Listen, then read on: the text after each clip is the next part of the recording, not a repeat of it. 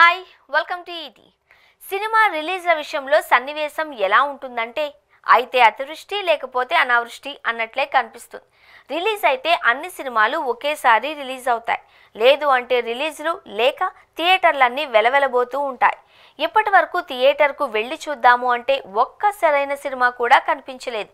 రిలీజ్లు అన్నీ కూడా జూన్ నెలలోనే ఉన్నాయి. సినిమాకి వారం గ్యాప్ ఉన్న నెలంతా సినిమాలు ఉండడం అన్నది చాలా వరకు నష్టంగానే ఉంటుంది. రిలీజ్ అనంతరం పాజిటివ్ టాక్ తెచ్చుకుంటే జనాలంతా కుదిరిన రోజు సినిమాకు వెళ్ళే అవకాశం ఉంటుంది. అదే అన్ని సినిమాలు హిట్ టాక్ తెచ్చుకుంటే ఆ తర్వాత థియేటర్లు సర్దుబాటు కాక ఇబ్బంది పడాల్సిన పరిస్థితులు తలెత్తుతూ ఉంటాయి. హిట్ టాక్ తెచ్చుకున్న సినిమాలకు కలెక్షన్లు తక్కువగా ఉంటున్నాయి అంటే కారణం పోటీ ఉండడం, థియేటర్లు సవ్యంగా సర్దుబాటు కాకపోవడంతోనే అన్నది తెలిసిందే. తాజాగా భైరవం, షష్టిపూర్తి సినిమాలు రిలీజ్ అయ్యాయి. మహేష్ కలేజా కూడా రిలీజ్ అయ్యింది. ఈ సినిమాకు టికెట్లు బాగానే బుక్ అవుతున్నాయి.